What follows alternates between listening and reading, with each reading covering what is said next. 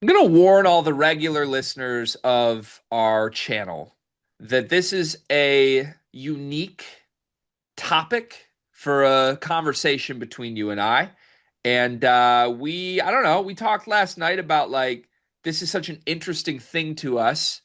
We feel comfortable having a conversation, engaging on it, but it's just unique. It's unique. It's religious in nature, and this is not your usual jokey sports banter. So, disclaimer before we even get into the conversation that this may have a different tone than a lot of things you normally watch from us on the Sleepers channel. But there is an article that made its rounds yesterday from an author named Kevin Reynolds, who is a BYU athletics reporter for the Salt Lake Tribune. And I'm just going to read the headline of this article that Kevin Reynolds captioned his tweet with when he posted this. But it's a very long, very detailed, very complex article here. This was the tweet. A top LDS church official said BYU sports would never pay for play. Then came millions more in spending. It's led to the uncomfortable question. Is this modern version of athletics at odds with BYU's mission? To me, when I saw this, very, I don't know, interesting topic. Like I immediately was like, I want to read this author's thoughts. I want to read these interviews, whoever he talked to, because I think naturally there is absolutely something very compelling about the current state of BYU athletics mixed in with the religious nature of that institution that is BYU and the Church of the Latter-day Saints. Um, this is not the first time that we have come into contact with the idea of someone involved either in the church or in the BYU community saying that we aren't pay for play. This is much bigger than that. We would never do that. That's not our values, right? We've heard that before. But also, the reality is, since Kevin Young has taken over the BYU basketball program, certain donors that are pumping money even into the football program now, it very much has become pay for play in spots. Not everybody, but I mean, man, there are examples of specific athletes given in this own article. AJ DeBonsa and the teams that backed out of his recruitment because they said flat out, we don't want to get in a bidding war with BYU. Ryder Lyons, 5-star quarterback that has chosen BYU over USC and Oregon. We know the money these kids are making just to come in through the door in Provo. It is millions of dollars. And whether you want to call it pay for play or not, it's the reality of the current state of BYU athletics. It's the reality of the current state of all of college athletics. But BYU is very high on the able to pay for play if we want to category. So it presents a very unique dynamic when you have a school that is rooted in religion and there are high ranking members of that religion that are going on record saying this is at odds with our mission. And to be clear, that's what's happening here. If you read this full article, I highly encourage everyone to read it. Again, very complex topic, but I thought the reporting on this was very well researched. A lot of conversations with people that matter. Um, he talked to high-ranking officials within the Church of the Latter-day Saints here, and the quotes in this article are very direct. This is not what we signed up for. This is not what we stand for. There's a quote from BYU Athletics themselves that says BYU is not a faith-based institution in name only. Our student athletes are asked to do some different things here. The honor code asks a lot. All of our students take religion classes as part of our curriculum. We are different. They pride themselves on that. But then there's even an interview with lifelong BYU fans in this article. Mark Buchanan is quoted as a BYU fan who says, quote, I want to be competitive. I want to have a team to cheer for, but I also love what was special and unique about BYU. If we hold ourselves up as being different, we need to back that up and not play into becoming a football and basketball factory. There's teams, if I want to cheer for Alabama, that's out there for me. They're paying millions of dollars. That changes the equation. This is such a spiritual university, its mission. All of a sudden, now we've turned into a program that's paying these kids, making these kids millionaires. How is this maintaining the spiritual mission of the university? There's There's one quote that I gotta ask you about because I know you are not going to agree with it. This is the fan again. Buchanan said this, and then I'll throw it to you. He said, "To me, being a fan of BYU was always, quote, we're going to be competitive, probably not going to win a national title. And now it seems that's shifted, where a lot of our chips are in on being competitive. Is that really going to fill the mission? I don't think so personally." End quote. That's just one fan that was quoted. Again, there are high ranking members of the church itself quoted in this article. There's BYU athletic spokesmen quoted in this article. It's very complex, but you can understand from the outside looking in, even as we are on the outside looking in, trying to mix the idea of being an institution whose sole purpose is to advance the mission of the church, which, I mean, that is supposed to be the culture of BYU, from what we've been told. Mhm. Trying to pair that with now being one of the biggest spenders in the NIL era of college basketball, you can totally understand why it would feel like those two things are in conflict. So, um, what do you make of this entire topic? Yeah, I mean, I think you laid it out pretty well here as far as the intricacies of it, right? BYU, you got to think back to obviously we've been following college athletics for a long time, and BYU has been known as this kind of as a school who is more rooted in kind of the faith, right? It was like I think you used the term faith-driven mission. That kind of has been what BYU has been. But given the current college landscape and what is happening across all of college athletics, we see it with every single school, every single player. There has been a shift in where you need to be competitive, and to be competitive, you need to be able to put the funds and the money towards athletics, right? And that's not just towards paying players. It's towards facilities. It is towards paying players, but it's athletics as a whole needs to be pumped with more money to put yourself in the best position to be competitive. And you pointed out the one fan who talked about like, yeah, I knew we were never going to win a championship. I was just fine with being competitive and basically putting the mission before kind of winning the competition, I guess, or whatever how he put it.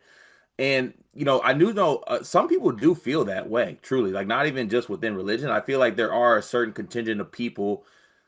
I like to refer to them as somewhat of the older guard who do feel is like, okay, I don't like what college athletics has become, right? It has become this pay for play model. It's losing the college feel to it. I just don't like the game as much as I used to anymore. But the unfortunate part about that is like many things, I think things do change. And the college landscape has changed drastically since just you and I have been alive.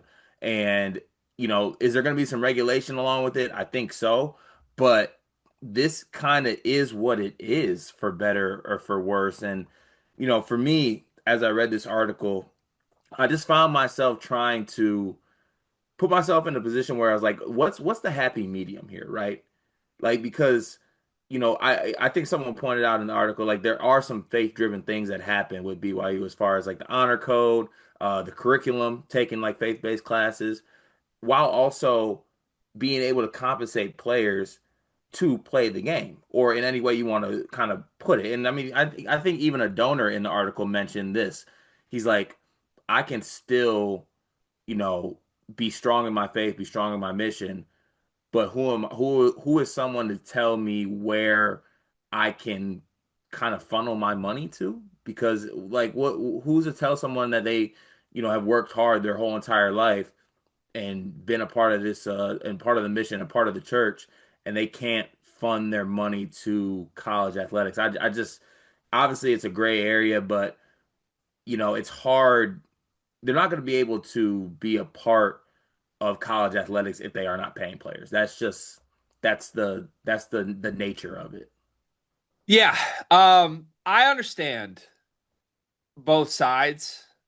And I think there's more than two sides here. I think there's like There's 60, there's a there's a there's a lot of complex. sides to it. There's a Yeah. lot of sides to it. But I understand you called it the old guard. I understand anyone who would feel like pay for play is against what this is supposed to be, standards wise or values wise. To your point, I don't think that mentality, obviously, there's the Church of Latter day Saints values here, but I don't think the idea of the old guard not liking how college sports operate right now, being pay for play, that transcends everywhere, right? Yep. That's around the entire country. I think there are certain institutions, certain fan bases, certain programs that just sort of like to feel that they stand for something more. And I don't mean to use a connotation here to say that BYU doesn't, because out of all programs in college athletics, BYU, being rooted in religion, very clearly does operate in its own field. It does stand for something more. But I'm making a comparison to other schools that don't necessarily have a religious tie. I'm going to use an example: Purdue. Purdue likes to feel that they stand for something bigger than they do. And Purdue fans might not like hearing that, but there's what they've become basketball wise. They like to feel like they're the underdog that is doing things the right way, right? Like we stand for the little guy. We don't have the highest check. We are our head coach is rooted in morals and integrity and all those things, and we can still win at that level. Because guess what? It is fun to be the good guy. It is fun to be the guy that stands for something good and also can go up against the big bad evil doers of college athletics and win. I lived that for a decade when John Beeline was my head coach, when you couldn't pay for players. And John Beeline was one of the only coaches who privately wasn't paying for players. And he was still leading teams to Final Fours against Rick Pitino and Coach K and some of the coaches that were doing that. I understand what it feels like to feel like you're rooting for the good guy. And it does elevate things. It's more fun than it is to feel like you've joined in with the crew. But college athletics has just changed so much that it's just different now. And it's always going to be a challenge for an institution like BYU. I would like to break this up for a moment of comedic relief here by putting my two high school state championship tennis rings on, just to make the point that I went to a religious high school, a private high school in Michigan, a Catholic high school. And you think I didn't get paid to win a couple rings at Lansing Catholic Heart? Well, while we're on the joking portion of this, that when did those rings occur?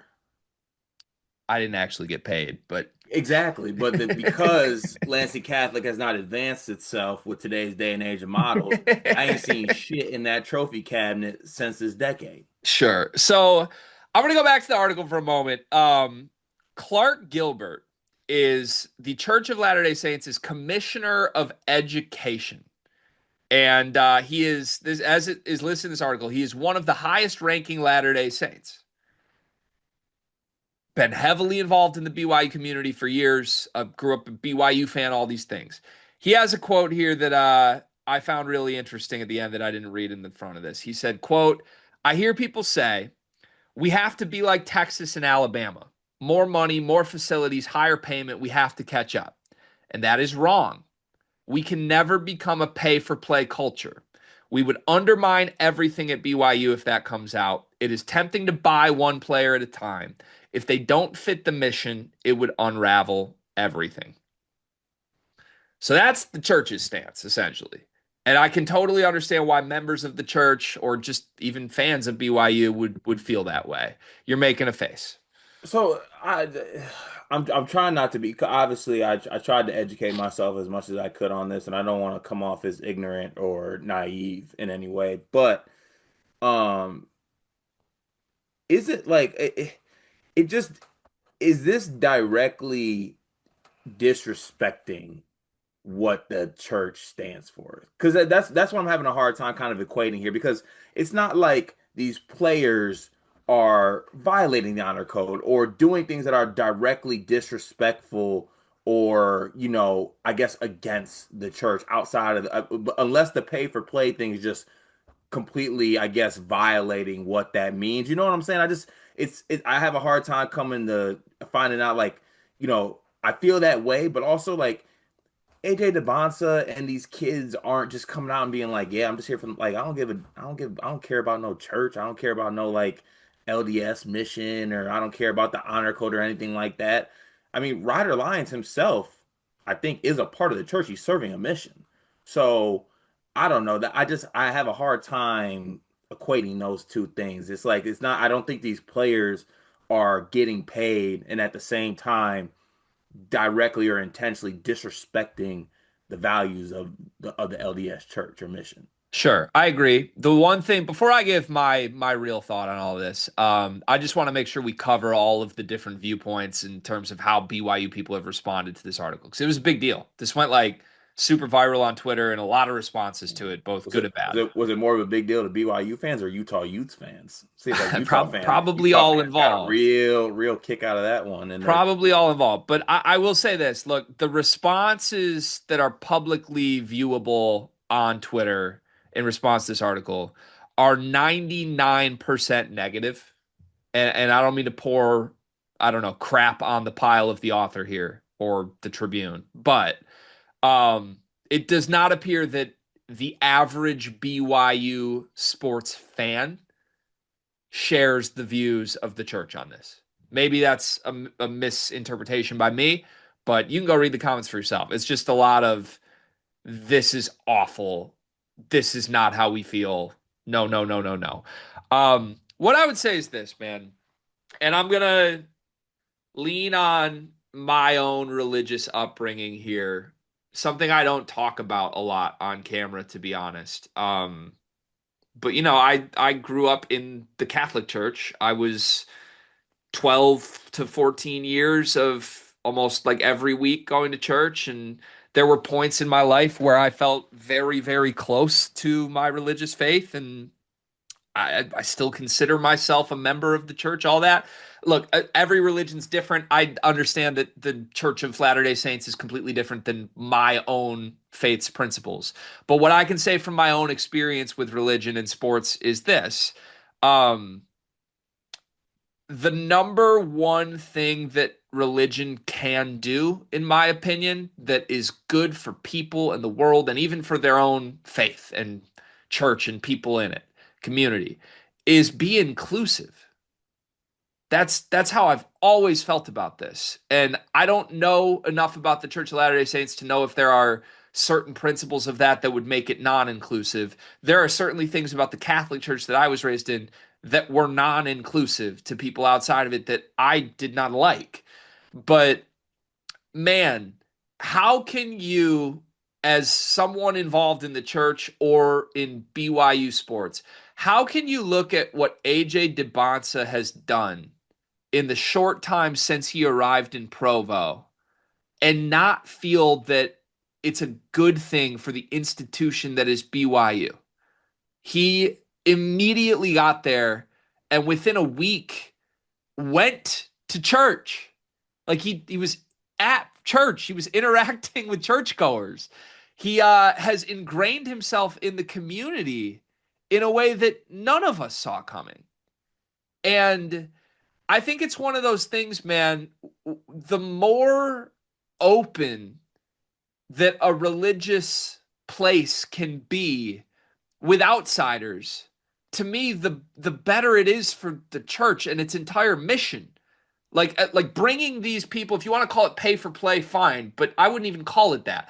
Bringing in high profile athletes to a community that is rooted in religion and being welcomed in by the church would only bring more eyeballs, more interest, more people to the faith. It would platform it in a way that would only help that religion. And I understand like the concept that pay for play would go against what the church stands for. But I think that alone is getting a little bit lost in all of the good that can come from just welcoming in athletes that are going to attend BYU that may not be members of the church. Let them attend it. Let them be a part of it. That's what's happened with AJ. It's been overwhelmingly awesome for the church and for everyone involved. And look, AJ is one of one. He's not replicable. There's not going to be 7 more AJ DeBonces, but there will be plenty more athletes that come to BYU not necessarily intending for religion to be the priority. And I can understand why that might be a turnoff to the church.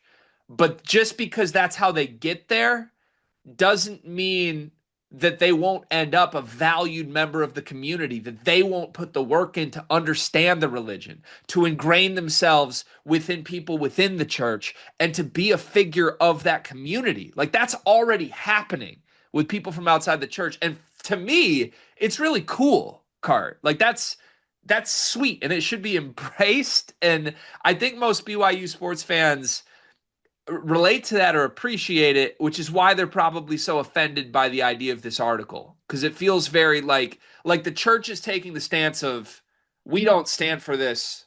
We are not inclusive to that. And to me that's a mistake. And I don't mean to criticize the church, but to me it would be a massive missed opportunity if that's the approach the church formally takes here as BYU tries to bring in some high profile people to be around the community.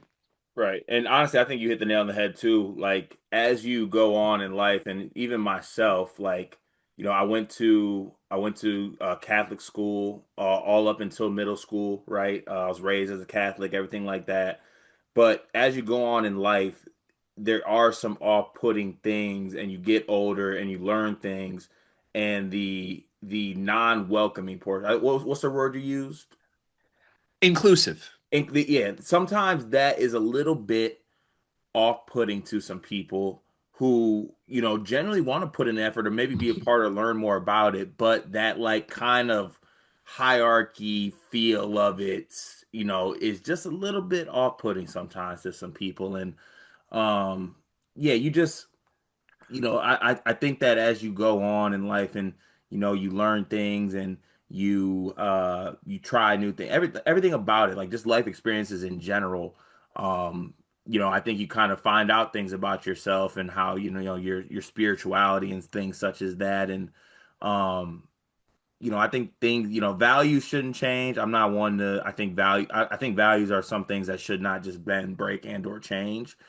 But at the same time, I do think that there needs to be just a little bit of like understanding on how other people operate in their values as well. And I just sometimes I feel like that gets lost a little bit. Yeah, and I understand. I mean, this is probably an even more complex example to pull out because of how it ended here. But looking at Jake Retzlaff, who violated the honor code, is now not a member of BYU anymore. Like BYU still held true to their values in enforcing the fact that he would be suspended. He needed to, I don't know, admit to breaking the honor code to acquit himself from being accused of a crime he didn't commit. And he's no longer at BYU because of the complexities of enforcing the honor code. And I want to take this back mentally just for a moment to before all of that was public information, right? Before he was accused, before there was any sort of negative connotation with Retzlaff and the honor code and all of that. He was BYU starting quarterback for a year. BY Jew, they called him, right? Hmm. I mean, not a member of the church. Like from a totally different upbringing, totally different background. And are you going to tell me Jake Retzlaff didn't like really make a positive impact for people at BYU in the year that he was there? And obviously it went sideways. This is a bad example given how it ended. But the point is this. I don't think you have to be at BYU specifically because of your mission with the church in order to end up making an impact within the community in a way that does align with the church's mission. Like, but that requires the church in the first place to be open to the idea of these people being welcome in the community. And to me, that's it would be disheartening for me if I'm a BYU fan, even if I'm a member of the church. It would be disheartening for me to hear leaders on the religious side of this oppose this so publicly because, like it or not, man, the donors aren't going to change here. There's going to be money spent on big time athletes at BYU, and to me, it should be able to be channeled for good, as it already is happening with this basketball team, and we've seen that in the community. So, Yeah, facts. doesn't feel like this is going to be the last time this is a hot button issue, does it? No, I don't think so. Do we get like 30 seconds to do something? You can do that. I Okay. know that you've really held yourself back from this the whole video. Not help myself back because I do respect it. It's a serious topic. Not everything is made for like jokes. I get that. Even though people come here for that at certain times.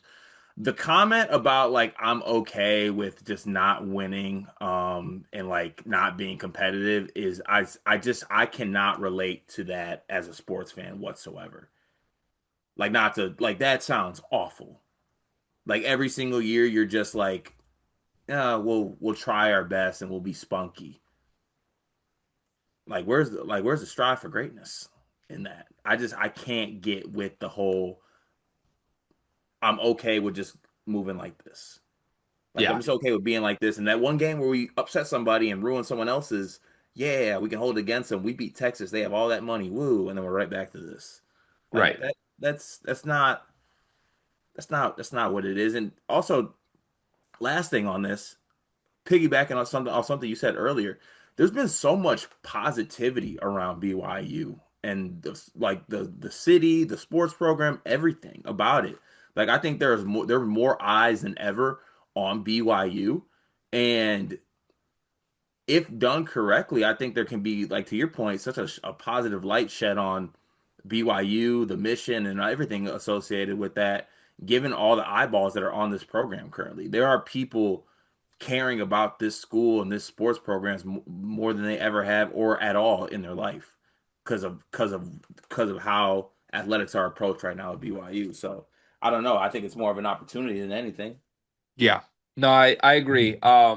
This is not religious, although this is an athlete that openly talks about his faith more than almost any other athlete in pro sports right now. It reminds me of the conversations we had about Scotty Scheffler a couple weeks ago, right? Scotty Scheffler, the best golfer in the world. He's doing things only Tiger Woods has done in the sport of golf.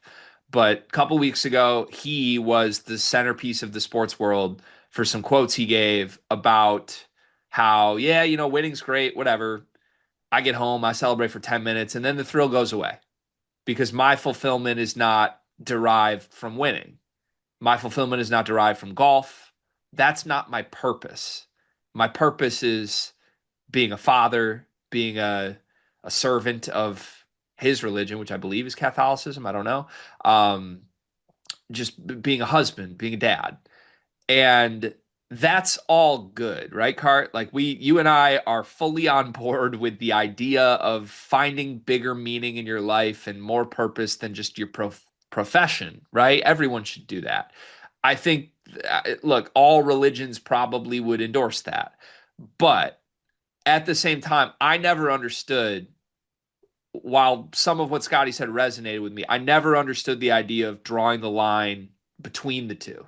Like to me, you can simultaneously get fulfillment out of your job and be wired to care about winning, and it means something because of all the good that can come from that. The being a role model to people you don't even know across the world, you can change the world for good through your greatness, through the gifts that you've been given athletically and what you've worked for.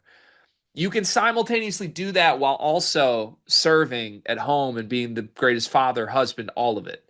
And that fell a little bit on deaf ears for me, even though it was really cool to hear an athlete as successful as Scotty Scheffler almost minimize the importance of what he does for work. It to me, it fell a little bit on deaf ears because I don't understand why you can't do both. It is not, I don't know, mutually exclusive to either be a good husband and a good dad versus be the best golfer in the world. You literally can do both. Scotty Scheffler is. He doesn't need to choose one or the other. And to me, you can take the same outlook, the approach to that conversation, and apply it to BYU and what's happening here in the conversations between the church and the athletics, right? You can go all out and spend money on players in pursuit of winning championships while simultaneously being an institution that prioritizes faith. They can do that. They are doing that. You don't need to draw the line in the sand and say, this is not what we stand for. We would rather be mediocre than win. You don't need to do that. You can be both. So, and I think BYU is being both. I think most of the fans seem to agree with our side of this conversation. But again, very interesting to hear high-ranking members of the faith come out on record on this. So, shout out to the Salt Lake Tribune for the article. Everybody go read it. It really is one of the more interesting pieces I've ever read. And I have a feeling this won't be the last time this conversation is a conversation.